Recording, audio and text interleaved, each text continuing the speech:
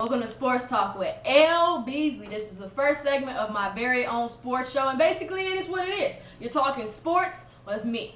This is all I'm going to do on the show. I'm going to discuss current issues, old issues, whatever is on my mind or my fans' mind is what I want to discuss. Sometimes I'll be by myself, like on today's segment. Other times I'll have guests with me. So let's get started on today's segment. On today's segment, I really want to discuss the current Laker trade opportunities because I've been getting asked questions left and right. You know, Lauren, what do you think they're going to do? What do they need to do? So I'm going to tell you what I think the Lakers need to do. So let's first start off with the two obvious people that the Lakers are probably going to look to trade. First off, the main one is going to be Paul Gasol. Now, we all know since Paul has gotten here, he helped Kobe get 2 rings, but we all know he's been very inconsistent. So I know that's the first person they're looking to trade. He has 2 years technically left on his contract, and over these next 2 years, he's looking probably around $40 million. But there are 2 trade opportunities that the Lakers need to look at this current offseason for Paul Gasol. The first one being the Philadelphia 76ers. Philadelphia 76ers are looking to get rid of Andre Iguodala right now, due to the fact that they want to make room for Evan Turner first off. But there's also been a couple rumors that Andre Iguodala and Coach Collins don't necessarily get along, which not really that surprising. So this trade will be good for the Philadelphia 76ers and the Lakers. It's good for the 76ers first off because they need a big man. Elton Brand, he's getting older. He's done well for them, but they do need a legitimate big man on that team. And it would make them even better force in the East. For the Lakers, it's even better because you get Andre Iguodala, who's very athletic and brings crazy intensity, which we all know is something that the Lakers have lacked the last couple of years. However, the question remains with that one, Andre Iguodala plays the same position as Metta World Peace, a.k.a. Ron Artest to some. I don't see really either one really wanting to come off the bench. And I know what you're thinking, well, Metta World Peace did come off the bench a couple times, which is true. But his role has also increased, and he also had a good playoff series this year. So I can see him not necessarily wanting to be on the bench, and I really don't see Andre Iguodala wanting to be on the bench either. But like I said, neither one of them can play the power forward position, especially defensively. So one of them is going to have to take a stand and say, I'm going to sit on the bench for the better of my team.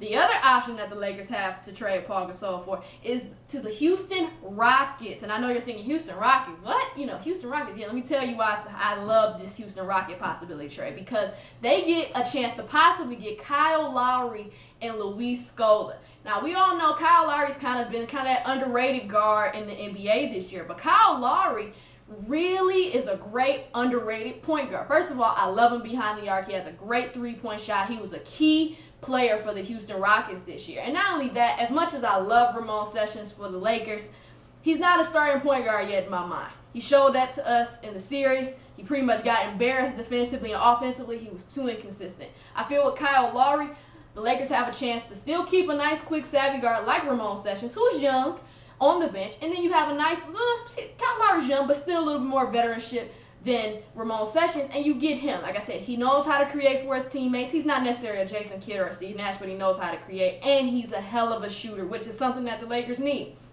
And we all know that Kevin McHale plans on making some changes with the Rockets, and one of the key point guards on the Rockets may be Kyle Lowry, but it could end up being Dragic as well.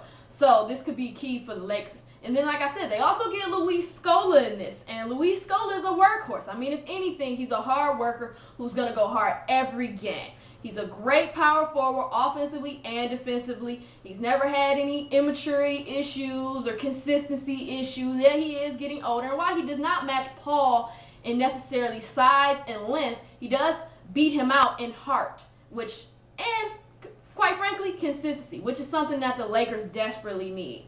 Now, we all know that Bynum is still a possible trade option as well for the Lakers. But honestly, I don't see them trading Bynum for anybody except Dwight Howard. Now, earlier in this past season, we all know that the Lakers were looking to trade Bynum for Dwight Howard. But when they got a new GM, which GM Kupchak, he said, no, I'd rather keep Bynum. And, there's always the question, how would the Lakers season have ended if they had got Dwight Howard? But that's water under the bridge. But right now, in my mind, I don't see them trading Bynum for anyone except Dwight Howard. And it still is a strong possibility. Now, Kupchak, the GM of the Lakers, has made various statements saying that he does want to make some big changes. There has been rumors that he will meet with Kobe Bryant either this week or next week to get started. The lottery is coming up May 30th, so I do expect to see where the Lakers picks will fall, and that's going to let me know more. I also look for the Lakers to try to improve that bench. We all know that the Lakers bench, it's been very inconsistent since those last couple championships, which is one of the weak points of the Lakers team. So I look for Kupchak and the rest of the team to pretty much improve their weaker team by improving the bench, but also maybe getting rid of Paul Gasol, if not Paul Gasol, and Bynum. I hope to have more information next week concerning and possibly some more trade opportunities. So, till then, I want to thank everybody for tuning in to my very first segment. Like I said, this is not the end. You can look for my next segment to be about the Eastern and Western Conference Finals, because you know it's going to be good. I mean, Eastern Conference is going to be crazy. Western Conference is going to be crazy. I can't wait, personally. I mean, I just can't wait. And remember, guys, I want to have guests. I want you, the fans. I want all y'all. People like to argue with me on Twitter and Facebook. I want to do this on camera. If you think that you can hang with me in a debate, I want you to email me. My email is going to be at the bottom of the screen. If not, you can see it on the credits. I want you to email me. Let me know what you think of the show, because I want you. I want the fans to let me know what you think. So don't go away. I'm going to have some more stuff for you on my next segment. Thank you for tuning in. This is Sports Talk with L-Beasley.